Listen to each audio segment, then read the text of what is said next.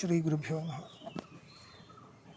अंतरा विज्ञानमनसि क्रमेण तल्लिङ्गादिचेन्न अविशेषात्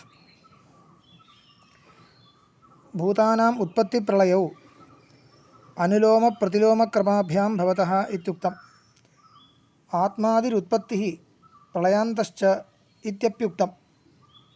सेन्द्रियस्य तु मनसः प्रलयश्च आत्मान्तः इत्यपि एवं वदामि।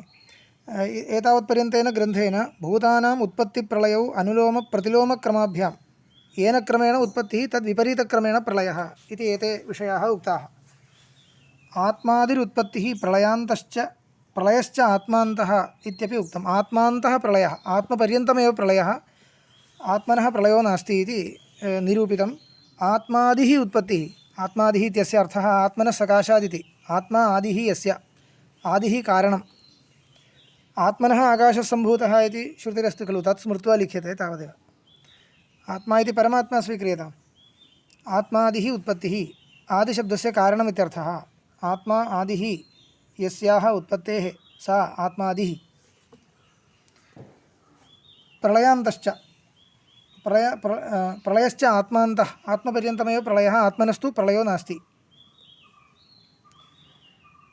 इदानीं सेन्द्रियस्य मनसः बुद्धेश्च सद्भावः प्रसिद्धः श्रुतिस्मृत्योः तत्र विचारः कर्तव्यः इति। उत्पत्तिरस्ति वा न वा इति। सेन्द्रियस्य तु मनसः बुद्धेश्च सद्भावः प्रसिद्धः श्रुतिस्मृत्योः बुद्धिं तु सारथिं विद्धि मनःप्रग्रहमेव च इन्द्रियाणि हयानाहुः इत्यादि लिङ्गेभ्यः श्रुतौ एतेषां निरूपणम् अस्ति। तयोरपि कस्मिंश्चित् अन्तराळे क्रमेण उत्पत्तिप्रलयौ उपसङ्ग्राह्यौ सेन्द्रियस्य मनसः बुद्धेश्च उत्पत्तिप्रलयौ वक्तव्यौ। किम् इत्यादि लिङ्गेभ्यः इत्यस्ति। कः लिङ्गेभ्यः नाम बुद्धिं तु सारथिं विद्धि मनःप्रग्रहमेव च इत्यादि वाक्यैः एतेषां सद्भावः सूचितः इति तावदेव। इत्यादि लिङ्गेभ्यः इति किमर्थम् उक्तम् इति शङ्का वा? लिङ्गशब्दः कुतः इति। लिङ्गशब्दः सत्यं, लिङ्गशब्दः कुतः इत्युक्ते वाचकशब्दः एव वर्तते बुद्धिः। सत्यं सत्यम्। अतः लिङ्गम् इति किमर्थम् उक्तं भाष्यकारैः इत्युक्ते लिङ्गम् इति कदा व्यवहारः पश्यतु। अन्यतात्पर्यकं वाक्यम् अन्यार्थं यदा सूचकत्वेन स्वीक्रियते तदा लिङ्गम् इति व्यवहारः। यद्यपि वाचकशब्द एव, परन्तु इयं श्रुतिः बुद्धिं तु सारथिं विद्धि मनःप्रग्रहमेव च इन्द्रियाणि हयानाहुः इत्यादि वाक्यानि मन इत्यादीनां पदार्थानां सद्भावं प्रतिपादयितुम् आगतानि इति वक्तुं न शक्यते खलु। ते अन्यार्थम् आगतानि। तत्र मनसः नियम्यत्वम् इत्यादि तत्र तस्य साधनं प्रतिपादयितुम् एवं मुमुक्षोः साधनप्रतिपादनाय मन आदीनां नियन्त्रणं कर्तव्यम् इत्यादि विषये साधनं प्रतिपादयितुम् इदं वाक्यम् आगतमस्ति, न तु एतेषां सद्भावं प्रतिपादयितुम्। एते सर्वे पदार्थाः अस्माभिरङ्गीकर्तव्याः इति बोधनाय एतानि वाक्यानि नागतानि। अत्र तु अस्माकम् अपेक्षितार्थस्तु कः? सेन्द्रियस्य मनसः बुद्धेश्च सद्भावः वर्तते इति। तस्य सद्भावं वक्तुम् इयं श्रुतिर्नागता, किन्तु अन्यार्थम् आगता। तथापि अन्यार्थम् आगतैरपि तैः वाक्यैः एते अंशाः परामृश्यन्ते इत्येतावन्मात्रेण तेषां सद्भावोऽपि ज्ञायते इत्येव। अतः लिङ्गविधया सूचकत्वमेव तेषां वाक्यानाम् इति कृत्वा लिङ्गम् इत्युक्तम्। एवं तर्हि तेषामपि कुत्रचित् उत्पत्तिर्वक्तव्या, कुत्रचित् मध्ये अन्तराळे केषाञ्चित् पदार्थानाम् उत्पद्यमानानां मध्ये एतेषामपि उत्पत्तिर्वक्तव्या खलु इति। अत्र वक्तव्या खलु इति पृष्टे सामान्यतः शङ्का अस्माकं भवति, यद्यद् लोके उत्पद्यते सर्वं श्रुत्या एव वक्तव्यमित्यस्ति वा इति। लोके यद्यद् उत्पद्यते घटपटादयोपि उत्पद्यन्ते तेषाम् उत्पत्तिः कुत्र उक्ता इति एवं प्रश्नो नास्ति। तद्वत् यद्यद् उत्पद्यते सर्वं श्रुत्या उत्पत्तिप्रकरणे श्रावयितव्यमिति नास्ति किल इत्युक्ते तथा न। पूर्वपक्षी मन्यते येषां पदार्थानाम् उत्पत्तिस्तु लोकसिद्धा तेषां विषये न वक्तव्यम् अन्येषां विषये तु वक्तव्यमेव अन्यथा प्रतिज्ञाहानिः स्यात् प्रतिज्ञायाः अहान्यर्थं यद्यद् उत्पद्यते सर्वं ब्रह्मसम्बद्धम् उत्पद्यते इति वक्तव्यं नो चेत् अनादित्वं वक्तव्यम् अन्या गतिर्नास्ति तर्हि अनादिषट्केषु अन्तर्भावो नास्ति चेत् तस्य उत्पत्तिः कुत्र उक्ता इति शङ्का भवति अतः पृच्छति तावदेव तयोरपि अन्तराळे कस्मिंश्चित् अन्तराळे क्रमेण उत्पत्तिप्रलयौ उपसङ्ग्राह्यौ सर्वस्य वस्तुजातस्य ब्रह्मजत्वाभ्युपगमात् अपि च आथर्वणे उत्पत्तिप्रकरणे भूतानाम् आत्मनश्च अन्तराळे करणानि उत्क्रम्यन्ते इति अत्र तर्हि उत्पत्तिः कुत्रचित् उक्ता वा इत्युक्ते उक्ता च वर्तते परन्तु तन्मध्ये उक्ता अतः संशयो भवति तेषाम् उत्पत्तिस्थानं किमिति नाम क्रमः कः क्रमविषये इदानीं पुनः शङ्का भवति भूतानाम् उत्पत्त्यनन्तरं करणानाम् उत्पत्तिर्वा करणानाम् उत्पत्त्यनन्तरं भूतानाम् उत्पत्तिर्वा इति अवश्यम् अस्माकं शङ्का तु जायते यतोहि मुण्डकवाक्यं पश्यतु एतस्मात् जायते प्राणः मनः सर्वेन्द्रियाणि च खं वायुर्ज्योतिरापः पृथिवी विश्वस्य धारिणी इति अत्र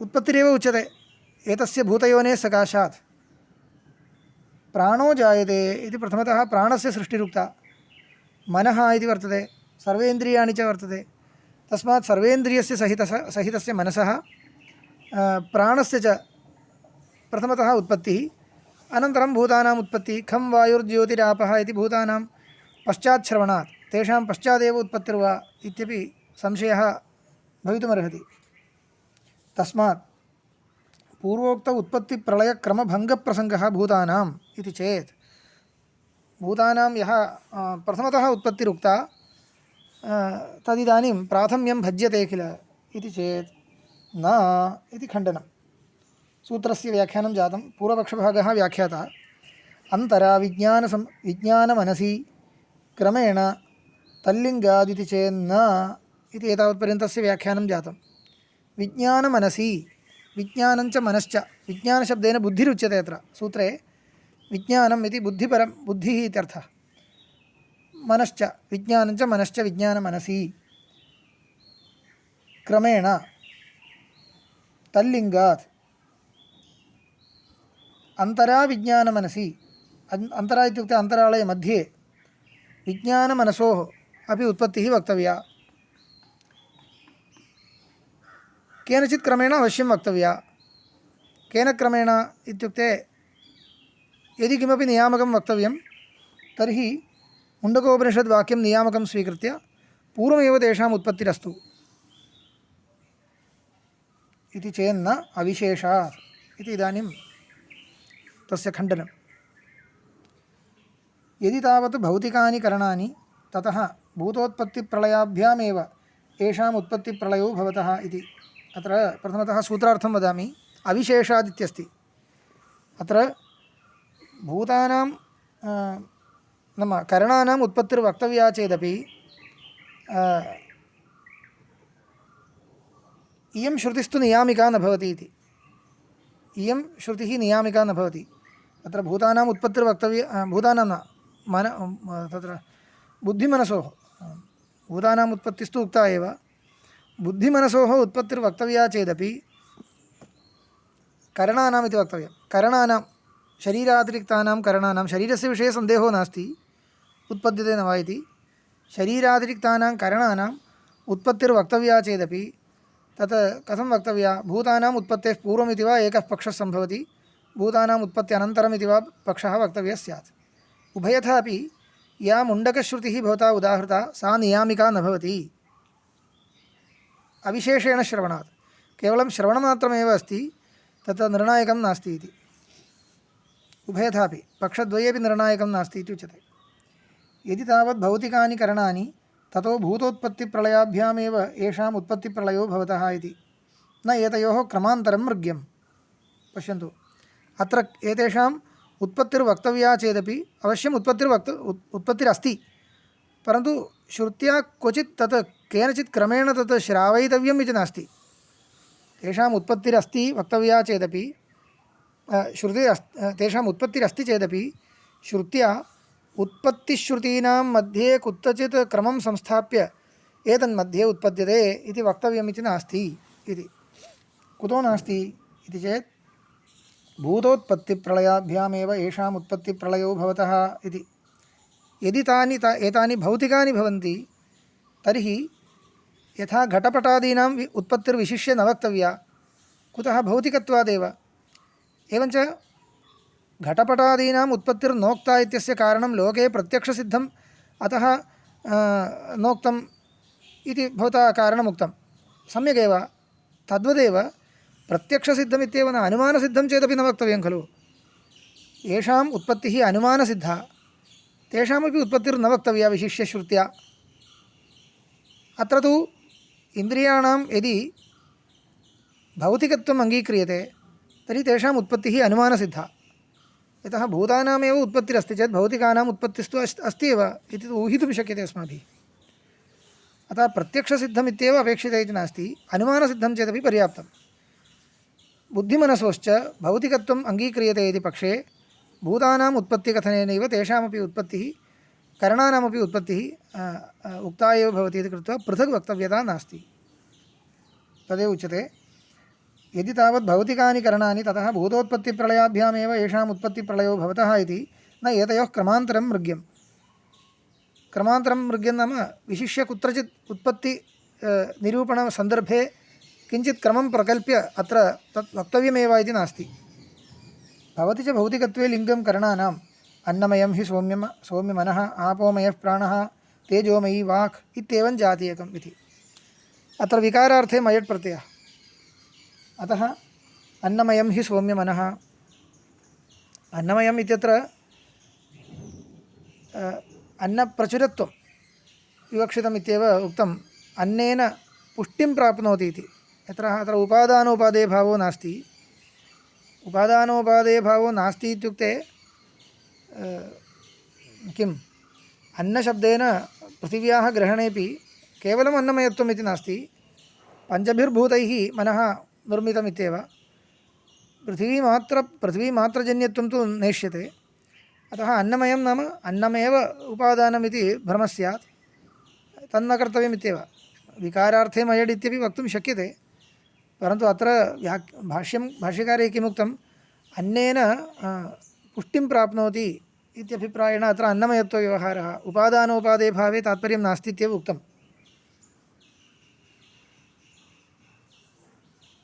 अस्तु, तत्र कश्चित् किम् एवं तथैव उक्तमिति तत्र सन्दर्भोऽपि तथैव अस्ति खलु। तत्र सन्दर्भोऽपि तथैव अस्ति।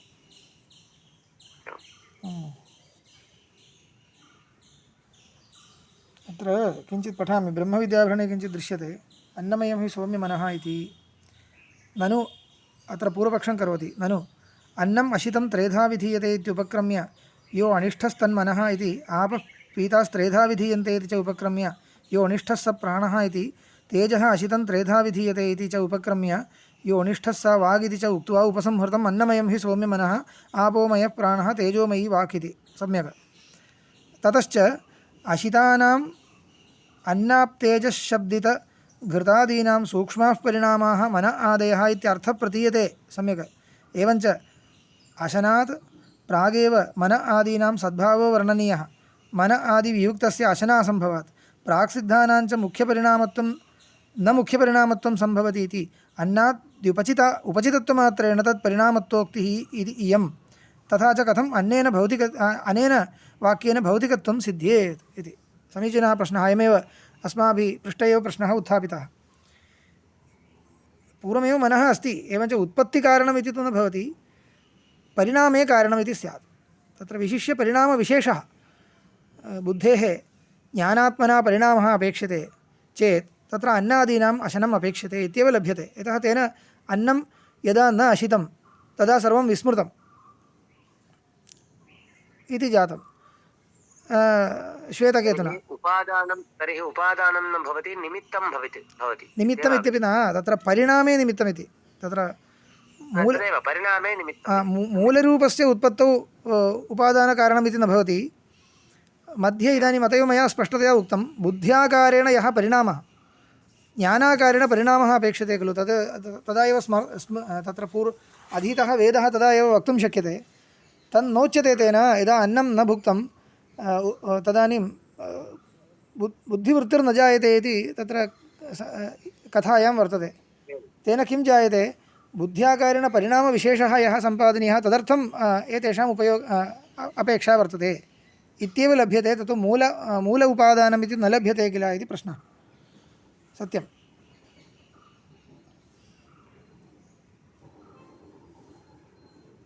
न च तदुपरि न च यः प्राणः स वायुः इति श्रुतिगतसामानाधिकरण्येन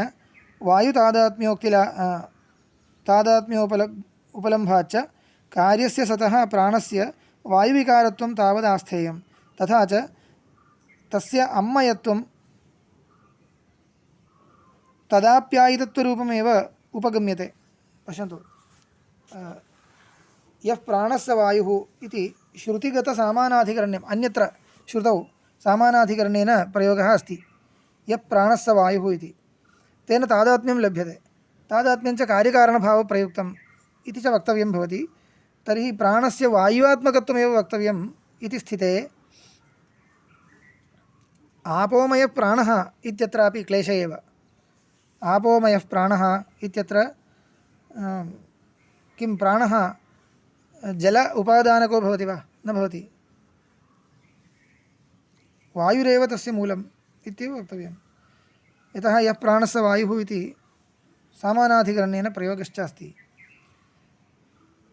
तर्हि प्राणस्य वायुविकारत्वं वक्तव्यं तथा च अन्नमयत्वं न अम्मयत्वम् आपोमयः प्राणः इत्यत्र अम्मयत्वं यदुच्यते तत् किं भवति तद् आप्यायितत्वमेव वक्तव्यं तेन पुष्टत्वमेव वक्तव्यं न तु अन्यत् किमपि मनसश्च अन्नोपचितत्वस्य वाचश्च तेज उपचितत्वस्य श्रुत्या प्रतिपादनात् उपचितत्वरूपेण वाङ्मनसयोः अन्नतेजो विकारत्वे सिद्धे उपादानापेक्षायां सर्गकालेपि तयोः अन्नतेजो जन्यत्वमेव कल्प्यते इति वाच्यं तावदापि सर्वेन्द्रियाणां भौतिकत्वासिद्धे इति एतावत्पर्यन्तं पृष्ट्वा समाधानं दीयते उच्यते मनः प्राणवाचां भौतिकत्वसिद्धौ एतस्मात् जायते प्राणो मनः सर्वेन्द्रियाणि च खं वायुः इत्यादि पाठक्रमः मन आद्यंशे तावत् बाधनीयः तथा च तस्मिन्नंशे अध्ययनोपयुक्त एव अयं क्रमः इति वक्तव्यं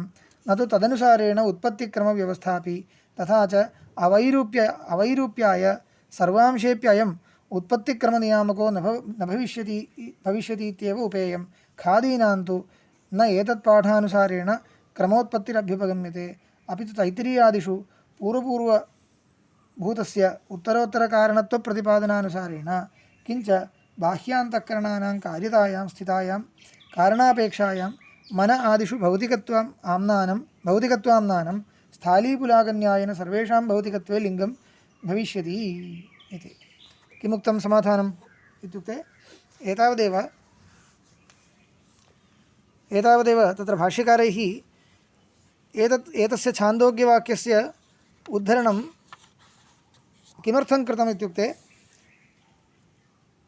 अन्नमयं हि सौम्यमनः इत्यनेन मनसः अन्नम् उपादानम् इति विवक्षया नोक्तम् एवम् आपोमयः प्राणः इत्यत्रापि आप एव उपादानमिति तु विवक्षा नास्ति पूर्वोक्तरीत्या भौतोक्तरीत्या तस्य परिणामं प्रति कारणत्वं तद् उपचय अनुविधायि उपचितत्वम् इत्येव विवक्षितम् इत्येव अस्तु वाक्यस्य श्रुतेः अर्थस्तावानेव अथापि तद्वारा तस्य परिणामादियोगित्वेन उत्पद्यमानत्वं सिद्ध्यति इति अनुमानेन सिद्ध्यति तावदेव एतदेव तस्य मूलं नाम मूलभूतम् उपादानम् इति तु भाष्यकाराणां विवक्षा नास्ति मूलभूतम् उपादानम् अन्यदेव भवतु तत् किमिति अग्रे निर्णयाय अधिकरणान्तरं वर्तते तस्मात् इदानीं तस्य निर्णयो न क्रियते परन्तु एतत् उद्धरणं तु किमर्थम् इत्युक्ते यथा कथञ्चित् तस्य उत्पत्तिस्तु वर्तते इति सूचनाय तावदेव भौतिकत्वम् अस्ति तावदेव भौतिकत्वमस्ति इति सूचनाय तद्वाक्यं तत् किं भूतम् उपादानम् इति पश्चात् निर्णयिष्यामः इति तथा च किं भवति तद्विरोधात् अत्र आथर्वणश्रुतिः या वर्तते मुण्डकश्रुतिः एतस्मात् जायते प्राणः इत्यत्र प्राणादीनां प्रथमतः श्रवणं कृतं तत्र उत्पद्यमानत्वं नोक्तं प्रथमतः क्रमस्तु तथा अस्ति अन्यादृशक्रमो निर्दिष्टः भूतानाम् उत्पत्तेः पूर्वमेव एतेषाम् उत्पत्तिरुक्ता इति न ते पठिताः तावदेव तर्हि सः पाठक्रमः क्रमकल्पको मास्तु तेषां करणानाम् इन्द्रियाणां मनसः बुद्धेश्च भौतिकत्वे सिद्धे भूतोत्पत्ति अनन्तरमेव उत्पत्तिः इति निर्णेतव्यमिति कृत्वा अत्र तु यद्यपि पाठक्रमस्तु अन्यादृशो वर्तते सः पाठक्रमः क्रमकल्पको नास्ति इत्येव निर्णेतव्यं किन्तु स्वाध्यायोपयुक्तः इति किमुक्तं ब्रह्मविद्याभूषणे वाक्यं तथा च तस्मिन् अंशे अध्ययनोपयुक्त एव अयं क्रमः इति वक्तव्यं न तु तदनुसारेण उत्पत्तिक्रमव्यवस्थापि अध्ययनोपयुक्तो नाम स्वाध्यायस्य वेदस्य अध्ययने उपयुक्तः इति अस्य अर्थः कः पाठक्रमस्तु सर्वदा क्रमं कल्पयति इति नास्ति पाठक्रमस्तु अध्ययनोपयुक्तः ततो गत्वा किमर्थं पाठः अध्ययनाय वेदवाक्यानि पठनीयानि चेत् केनचित् क्रमेणैव खलु पठितुं शक्यन्ते तस्मात् कुतः अयं क्रमः इति न प्रष्टव्यम् अध्ययने उपयुक्तः अस्ति क्रमस्तु व्यर्थः इति न वक्तुं शक्यते नाम पाठस्तु व्यर्थः इति वक्तुं न शक्यते परन्तु क्रमकल्पको न भवति सर्वदा स एव क्रमः उत्पत्तेरपि इति तु वक्तुं न शक्यते बाधकं नास्ति चेदेव तद् वक्तव्यं यदा कश्चित् क्रमः अपेक्षते क्रमकल्पकञ्च मानान्तरं सर्वथा नास्ति तस्यां दशायामेव पाठक्रमः कल्पनीयः श्रौतक्रमो वा अर्थक्रमो वा नास्ति तत्रैव पाठक्रमः कल्प्यते इति मीमांसकैरुक्तम् अन्यादृश यत्र तु पाठक्रमो बाध्यते तादृशस्थले क्रमिकपाठः किमर्थम् इति पृष्टे स्वाध्यायाध्ययनाय इति मीमांसकाः अपि लिखन्ति तदेव अत्रापि लिखितं तस्मात् तदनुसारेण क्रमो न वक्तव्यः भौतिकत्वे उच्यमाने इति तदेव उक्तं यदि तावत् भौतिकानि करणानि ततो भूतोत्पत्तिप्रलयाभ्यामेव येषाम् उत्पत्तिप्रलयो भवतः न एतयोः क्रमान्तरं मृग्यं भवति च भौतिकत्वे लिङ्गं करणानाम् अन्नमयं हि सौम्यमनः आपोमयः प्राणः तेजोमयी वाक् इत्येवं जातीयकम् इति व्यपदेशभेदोऽपि क्वचित् भूतानां करणानां च ब्राह्मणपरिव्राजकन्यायेन नेतव्यः इति व्यपदेशभेदोऽपि क्वचित् व्यपदेशोऽपि तावदेव अस्ति वा अस्तु व्यपदेशभेदः इति अत्र अस्ति व्यपदेशविशेषः व्यपदेशविशेषो नाम निर्देशविशेषः निर्देशविशेषोऽपि क्वचित् भूतानां करणानां च ब्राह्मणपरिव्राजकन्यायेन नेतव्यः इति तत्र अयमाशयः अत्र प्राक्सिद्धत्वकथनं व्यर्थं खलु इति इन्द्रियाणां भौतिकत्वे तत्र इन्द्रियाणां भौतिकत्वे उच्यमाने अन्येषां भूतानाम् अपेक्षया इन्द्रियाणां प्राक्सिद्धत्वकथनं किमर्थम् इति प्राक्सिद्धत्वं किमर्थं वक्तव्यम् इति चेत् किमपि नास्ति तत्र ब्राह्मणपरिव्राजकन्यायेन इति भौतिकानां मध्ये एते विशिष्टाः करणानि विशिष्टानि यद्यपि घटपटादीनि भौतिकानि भवन्ति तथापि एतेषां करणानां बुद्धिमनप्रभृतीनां कश्चित् विशेषः ब्राह्मणपरिव्राजकन्यायेन योजयितुं शक्यते कश्चित् विशेषो वर्तते तं विशेषम् अभिप्रेत्य एवं व्यपदेशः क्रियते इत्येवं योजयितुं शक्यते तस्मात् तद्दृष्ट्वा भूतानामपि पूर्वं तेषाम् उत्पत्तिर्वक्तव्या इति वा इत्यादि आशङ्का न कर्तव्या भूतानाम् उत्पत्ति नाम कस्याः शङ्कायाः समाधानमिदम् इति चेत् भूतानाम् उत्पत्तिमध्ये एतेषां भूतानां मध्ये एतेषां भूतानाम् उत्पत्तिः इति न, भूतानां मध्ये एतेषां निर्देशः एव किमर्थं क्रियते इति वक्तव्यं खलु। एतस्मात् जायते प्राणो मनः सर्वेन्द्रियाणि च खं वायुर्ज्योतिरापः। जायते इत्यस्ति, जायते इत्युक्ते जायमानानां मध्ये निर्देशः एव किमर्थं क्रियते? घटपटादीनां निर्देशो न कृतः खलु। एतेषामेव विशिष्य किमर्थं निर्देशः क्रियते इत्युक्ते इयं शङ्का आसीत्। तत्र समाधानं ब्राह्मणपरिवराजकन्यायेन उत्पद्यमानानां मध्ये कश्चन विशेषः अस्ति किल, यद्यपि भौतिकत्वं तुल्यं तथापि कश्चित् विशेषो वर्तते इत्येतावन्मात्रेण तद् योजयितुं शक्यते। अथ तु अभौतिकानि करणानि तथापि भूतोत्पत्तिक्रमो न करणैर्विशिष्यते। प्रथमं करणान्युत्पद्यन्ते चरमं भूतानि, प्रथमं वा भूतान्युत्पद्यन्ते चरमं करणानि इति विशिष्य वक्तव्यमिति नास्ति इति। अभौतिकानि करणानि अभौतिकानि इति स्वीकारेपि तेषाम् उत्पत्तिः स्वयमेव अस्माभिः ऊहितुं शक्यते इति कृत्वा केनचित् क्रमेण इदं वक्तव्यम् इति तु नास्ति। अत्र ब्रह्मविद्याभरणे अस्ति पक्षान्तरमाह अथ तु इति। अस्मिन्नपि पक्षे यः प्राणः स वायुरिति स्पष्टसामानाधिकरण्येन वायुविकारत्वं प्राणस्य उपेयमेव, प्राणस्य वायुविकारत्वम् उपेयमेव वक्तव्यमेव। इन्द्रियाणां तु अभौतिकत्वेपि प्रथमम् इन्द्रियाणि अनन्तरं भूतानि इति पाठक्रमानुसारेण न स्वीक्रियते। मुण्डकोपनिषदि उक्तरीत्या पाठक्रमानुसारेण नैव स्वीक्रियते। पाठक्रमस्य उत्पत्तौ अविवक्षितत्वात्। अयं पाठक्रमस्तु उत्पत्त्यंशे अविवक्षितः इत्येव वक्तव्यं। न च खं वायुर्ज्योतिरापः पृथिवी इत्यंशे क्रमोत्पत्तिकानामेव पाठात् इन्द्रियानन्तरं भूतानामपि उत्पत्तिक्रमनियामकं स्यादिति वाच्यं। प्रश्नोपनिषदि खं वायुर्ज्योतिरापः पृथिवी इन्द्रियं मनः इति भूतानन्तरम् इन्द्रियसृष्ट्याम्नानेन पाठस्य अव्यवस्थितत्वादिति। तत्र कः प्रश्नः अस्ति, खं वायुर्ज्योतिरापः इति खं वायुः ज्योतिः आपः पृथिवी इत्यत्र क्रमेण यः तैत्तिरीयोक्तः क्रमः स एव क्रमः अनुसृतो दृश्यते। तर्हि तद्दृष्ट्वा क्रमविवक्षा वर्तते इति अस्माकं प्रतीतिर्भवति। प्रतीतौ जातायां तदनुसारेण अत्र क्रमो विवक्षितः, क्रमपरमेव इदं वचनम् इति पाठक्रमः अत्र अवश्यम् अनुसरणीयः इति कुतो नोच्यते इति शङ्का। तत्र उक्तं प्रश्नोपनिषदि पुनः अयं क्रमः अन्यथा कृतः इति। खं वायुर्ज्योतिरापः पृथिवी इति उक्त्वा इन्द्रियं मनः इति पश्चात् इन्द्रियं मनः इति सङ्गृहीतम् इति। भूतानन्तरम् इन्द्रियाणां सृष्टिः आम्नायते। अतः पाठस्य अव्यवस्थितत्वात् एतत् पाठानुसारेण कोऽपि क्रमः कल्पनीयः इति नास्ति।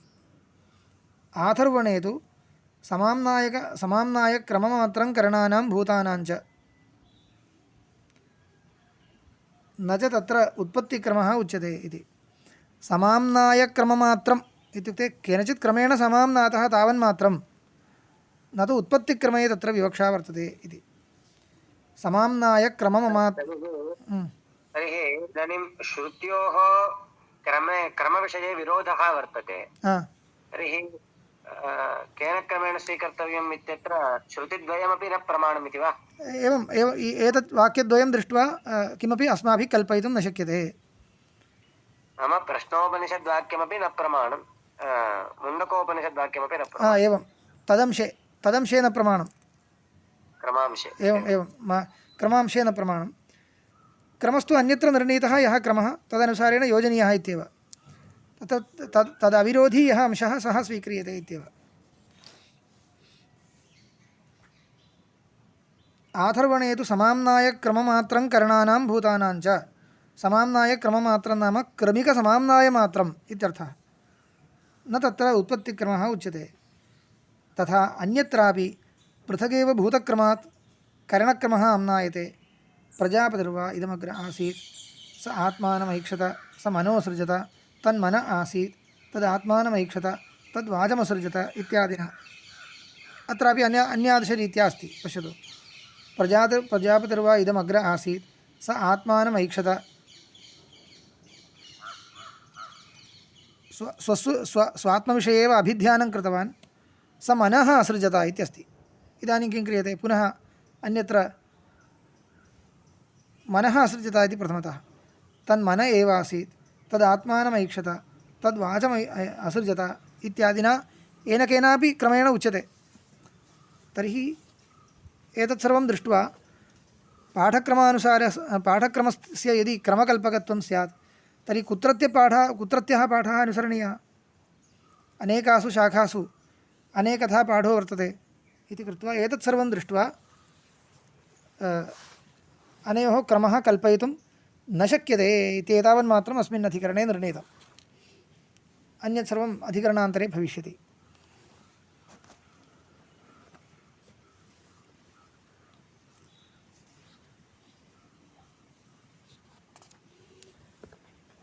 अग्रिमम् अधिकरणम् इतोपि एकं समापयामि। चराचरव्यपाश्रयस्तु स्यात् तद्व्यपदेशो भाक्तस्तद्भावभावित्वात् इति। इदमत्यन्तं सुलभम्। अत्र जीवस्य उत्पत्तिप्रलयौ स्तः वा न वा इति विचार्यते। यतोहि तत्र शरीरं यदा उत्पद्यते तदानीं जीवस्य उत्पत्तिर्भवति वा न भवति इति तु अस्माकं स्पष्टं ज्ञानमस्ति। तथापि केनचित् अधिकरणेन निर्णेतव्यं खलु। एतदर्थम् इदम् अधिकरणं। केवलं पठनमात्रेण इदं स्पष्टीभवति, व्याख्यानमेव नावश्यकं। पठामि। स्तः जीवस्यापि उत्पत्तिप्रलयौ जातो देवदत्तः मृतो देवदत्तः इत्येवं जातीयकालौकिकव्यपदेशात् जातकर्मादिसंस्कारविधानाच्च इति। जातकर्मसंस्कारः जीवस्य खलु विधीयते। तर्हि जातस्य संस्कारः अयं जातकर्म, तस्मात् जीवस्यापि जातत्वं वक्तव्यम् इति प्रश्नः। इति स्यात् कस्यचित् भ्रान्तिः ताम् अपनुदामः न जीवस्य उत्पत्तिप्रलयौ स्तः शास्त्रफलसम्बन्धोपपत्तेः इति। अस्यापि अर्थः स्पष्टः। जीवस्य यदि उत्पत्तिः स्यात् तर्हि कृतः न अकृत अभ्यागमे स्याताम् इति उच्यते खलु। तदेव शास्त्रफलसम्बन्धो न स्यात्, शास्त्रोक्तस्य फलस्य सम्बन्धो न स्यात्। यदि जीवः नूतनः उत्पद्यते तर्हि जन्मान्तरे कर्मानुष्ठानं यः कृतवान् स एव इति वक्तुं न शक्यते इति कृत्वा अकृतस्य कर्मणः फलम् इदानीं भुज्यते इति स्यात्। शास्त्रफलसम्बन्धोपपत्तेः अनुविनाशिनिः जीवे शरीरान्तरगत इष्टानिष्टप्राप्तिपरिहारार्थौ विधिप्रतिषेधौ अनर्थकौ स्याताम्। शरीरानुविनाशिनिः जीवे, शरीरानुविनाशी जीवः इति यदि उच्यते, शरीरानुविनाशिनिः जीवे कल्प्यमाने इति किं भवति? शरीरान्तरगत इष्टानिष्टप्राप्तिपरिहारार्थौ जन्मान्तरे शरीरान्तरं तत्र विद्यमान इष्टप्राप्तिः अनिष्टपरिहारः इत्येतदर्थं विधिप्रतिषेधौ अनर्थकौ स्याताम्।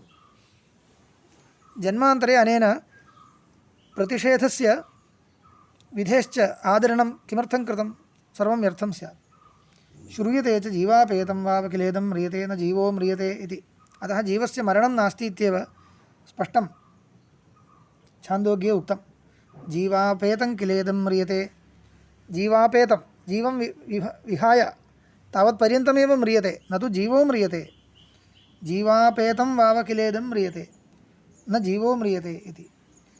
ननु लौकिको जन्ममरणव्यपदेशो जीवस्य दर्शितः, सत्यं दर्शितः, भाक्तस्त्वेष जीवस्य जन्ममरणव्यपदेशः।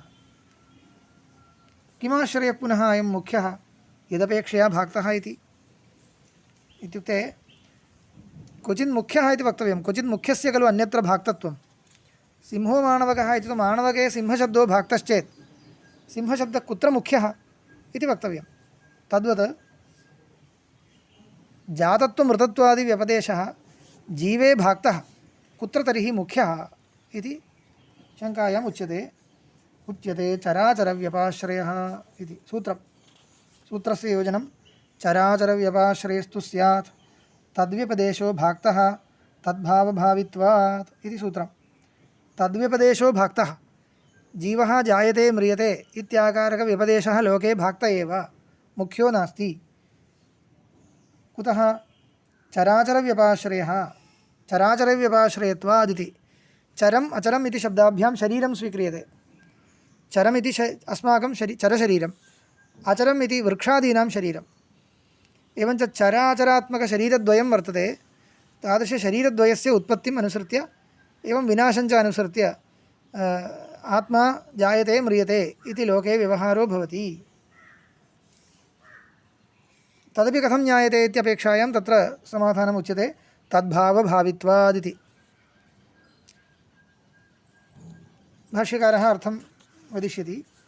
उच्यते चराचरव्यपाश्रयः स्थावरजङ्गमशरीरविषयौ जन्ममरणशब्दौ स्थावरजङ्गमानि हि भूतानि जायन्ते च म्रियन्ते च अतः तद्विषयौ जन्ममरणशब्दौ मुख्यौ सन्तौ तत्स्थे जीवात्मनि उपचर्येते तद्भावभावित्वात्।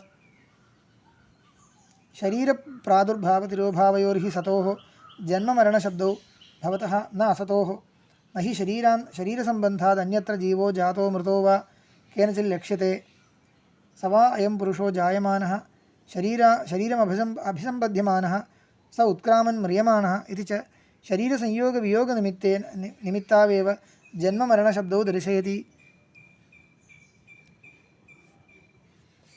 एवञ्च तद्भावभावित्वात् शरीरसद्भावम् अनुसृत्य जायते इत्युच्यते, शरीरवियोगम् अनुसृत्य म्रियते इत्युच्यते।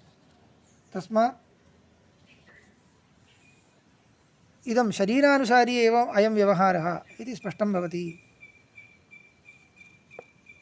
तर्हि शरीरे सः मुख्यः न तु आत्मनि। शरीरस्य जननं नाम आत्मसम्बन्धः। भोगायतनत्वप्राप्तिः। शरीरं यदा भोगायतनत्वं प्राप्नोति तदा जायते इति व्यवहारः। यदा भोगायतनत्वं त्यजति तदा म्रियते इति व्यवहारः इति। शरीरम् आश्रित्य चरञ्च अचरञ्च चर अचर अन्यतरशरीरम् आश्रित्य अयं व्यवहारो मुख्यः, आत्मनि तु भाक्तः इति। अत्रापि अवधेयं भाक्तत्वं नाम गौणत्वं। गौणत्वं कुतः उच्यते इत्युक्ते श्रुतेः तथा व्यपदेशः। ये च लोके व्यपदिशन्ति तेषामपि ज्ञानपूर्वकः व्यपदेशः यत्र अस्ति तत्र गौणः इत्येव। लोके तु सर्वोपि व्यपदेशः ज्ञानपूर्वकः इति नास्ति, अज्ञानपूर्वकोऽपि अस्ति। तस्यां दशायां तस्य मिथ्यात्वमेव वक्तव्यं। मिथ्या आरोपकृतः अयं व्यवहारः, न तु भाक्तः। भाक्तः इति कदा वक्तव्यं? बुद्धिपूर्वकम् उच्यते चेत्। यस्तु भ्रान्तिपूर्वकं वदति तस्य व्यवहारस्तु भाक्तो न, किन्तु भ्रान्तिनिमित्तः इत्येव वक्तव्यम्। अध्यासनिमित्तः पुत्रो जातः इत्यादौ परीक्षकाणामपि लोकव्यवहारदशायां भ्रान्त्या एव व्यवहारः। सामान्यव्यवहारदशायां शरीरे तादात्म्याध्यासवशादेव तथा व्यवहारः इत्येव वक्तव्यम्। एवञ्च भाक्तः इति तु श्रुतेर्व्यवहारश्चेत् सः भाक्तः। अस्माकमपि यत्र बुद्धिपूर्वकव्यवहारः क्रियते तत्र भाक्तः इति वक्तुं शक्यते। अन्यत्र तु अध्यासकृत एव।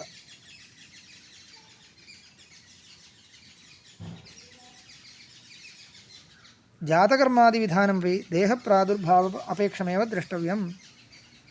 आत्मनः देहसम्बन्धापेक्षम् इदं सर्वं क्रियते, जातकर्मादिकं क्रियते। अभावात् जीवप्रादुर्भावस्य अभावात् जीवस्य प्रादुर्भावः उत्पत्तिः एतस्य सर्वथा अभावात् अविद्यमानत्वात् वक्तुमशक्यत्वादिति।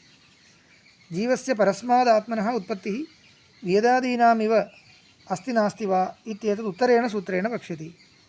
देहाश्रयौ तावत् जीवस्य स्थूलौ उत्पत्तिप्रलयौ नष्टः इत्येतत् अनेन सूत्रेण अवोचत इति। इदं किमित्युक्ते अधिकरणद्वयस्य कृत्यं विवेचयति। अधिकरणद्वयस्य कृत्यं नाम अग्रिमम् अधिकरणं पश्यन्तु। अग्रिमाधिकरणेपि आत्मनः उत्पत्तिरस्ति वा न वा इत्येव विचारः। न आत्मा अश्रुतेर्नित्यत्वाच्च ताभ्यः इति अग्रिमम् अधिकरणम्। आत्मा न उत्पद्यते अश्रुतेः नित्यत्वाच्च इति सूत्रकारेण वक्ष्यते अग्रे। तर्हि अस्य अधिकरणस्य अग्रिमाधिकरणस्य च को विशेषः? अस्मिन्नपि अधिकरणे आत्मा नोत्पद्यते इत्येव उक्तम्, अग्रिमाधिकरणेपि तदेव उच्यते इत्युक्ते अधिकरणद्वयं किमर्थम् इति इदानीमेव पूर्वपीठिकारूपेण भाष्यकारैः उच्यते। अत्र ईषत् विषयभेदः वक्तव्यः। अस्मिन् अधिकरणे शरीरोत्पत्तिनिमित्ता आत्मोत्पत्तिरस्ति वा न वा इति सन्दिह्य नास्ति इति निर्णयः क्रियते। अग्रिमाधिकरणं पुनः अधिकाशङ्कया प्रवर्तते इत्येव।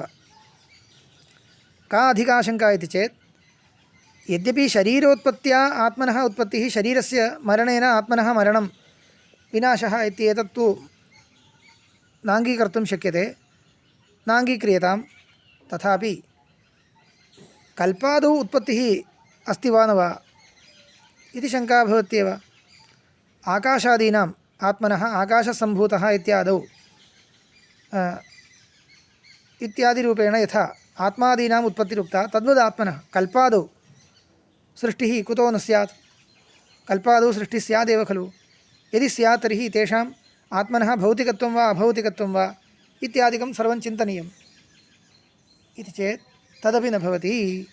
कल्पादौ अपि आत्मनः उत्पत्तिर्न भवति इति निरूपणार्थम् अग्रिमम् अधिकरणम्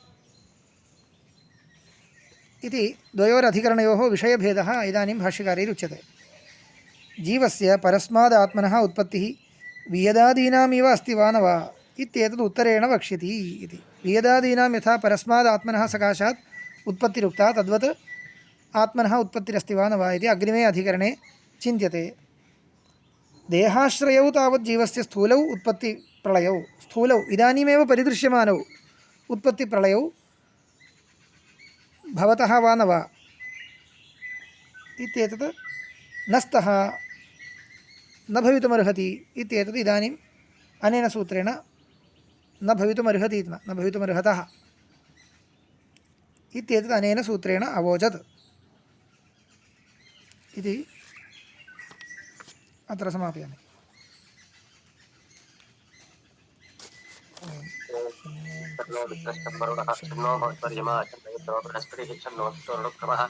ओम ब्रह्मणे नमस्ते वायो त्वमेव प्रत्यक्षं ब्रह्मासि त्वामेव प्रत्यक्षं ब्रह्मावादशं प्रथमवादशं सत्यमवादशं तन्मावादि तत्पत्कारमावीत आवीत वक्तारम् ओम शान्तिः ओम सहनाववतु सहनौ भुनक्तु सह वीर्यं करवावहै तेजस्विनावधीतमस्तु मा विद्विषावहै ओम शान्तिः ओम निश्चन्दसामरषभोर्षलोभः छन्दोभ्योऽध्यमृतात् सम्बभूवदमेन्द्रो मेधया स्पृणोतो अमृतस्य देवधारणो भूयासं शरीरं नेत्रहरणं जिह्वामेमथमत्तमा कर्णां दाम्भोदविश्वमं ब्रह्मणस्पौषोजमेधयापितः तस्मै गोपाय ओम शान्तिः ओम अहं वृक्षस्य